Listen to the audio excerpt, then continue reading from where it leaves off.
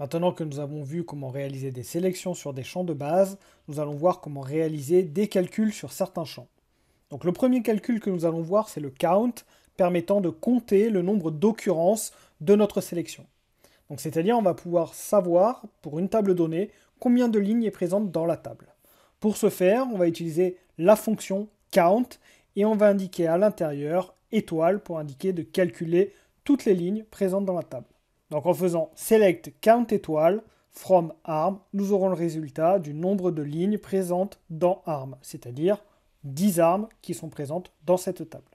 On peut également décider de renommer ce champ-là, parce que comme vous pouvez le voir au niveau du nom de la colonne du résultat de la requête, nous avons count étoile. Et ça ne nous convient pas très bien, mais fort heureusement, dans la précédente vidéo, nous avons vu qu'il était possible de renommer un titre de colonne en utilisant le mot-clé as.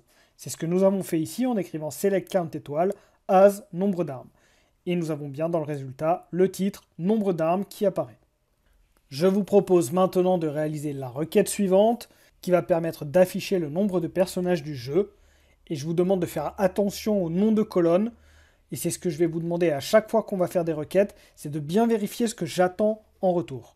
Parfois, je vais vous demander d'utiliser étoile pour afficher tous les résultats et parfois, je vais mettre des noms de champs bien spécifiques afin de vous faire manipuler. Je vous invite ici à mettre sur pause la vidéo et à réaliser cette requête. Je peux retourner dans la partie SQL et ici on va réaliser notre requête en écrivant select count étoile et on va indiquer sur quelle table on veut récupérer ça, c'est-à-dire personnage. En faisant ainsi, si j'exécute, j'ai bien le résultat. Par contre, au niveau du titre, ce n'est pas suffisant. Je peux donc rajouter le as devant et écrire nombre de personnages. En faisant ainsi, et si j'exécute, j'ai directement le titre de la colonne qui est bien changé. Nous pouvons également réaliser d'autres types de calculs en suivant le même principe, comme par exemple calculer la moyenne avec la fonction AVG, ou encore additionner sur un champ donné en utilisant sum pour faire la somme. Vous pouvez également récupérer la plus petite valeur d'une colonne en utilisant min ou la plus grande en utilisant max. On peut enfin réaliser des calculs basiques en utilisant les opérateurs traditionnels, plus, moins, multiplier et diviser. Je vous propose de mettre sur pause la vidéo et d'essayer de réaliser la requête suivante, qui est de récupérer la moyenne des niveaux des personnages du jeu. Attention ici, il ne faudra pas se limiter à utiliser étoile. Pour réaliser cette requête, nous allons utiliser la fonction AVG et nous allons choisir le champ en question, c'est le champ level pour avoir la moyenne des niveaux des personnages. On va réaliser directement le renommage en écrivant as moyenne de niveau. Et derrière, on va directement sélectionner la table en question, c'est la table personnage. Si on exécute, on retrouve directement le résultat attendu. Je vous propose maintenant une autre requête qui va être de récupérer la somme des points de force, d'agilité et d'intelligence.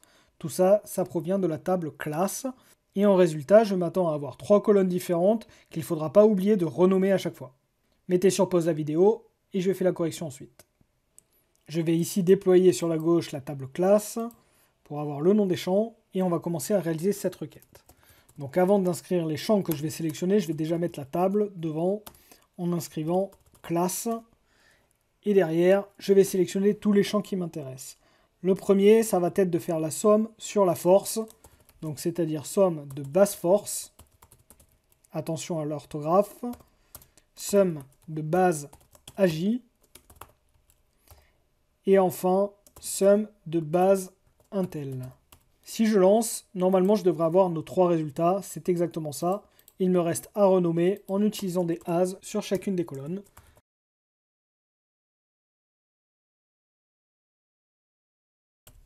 Si je relance, on devrait avoir notre résultat, ce qui est bien le cas. Je vous propose une nouvelle requête qui est de récupérer le level minimum et maximum des armes du jeu. Je vous laisse traiter cette requête que je corrige ensuite. Pour traiter cette requête, on va déployer déjà armes et regardez ici le nom du champ, c'est level minimum, celui-ci.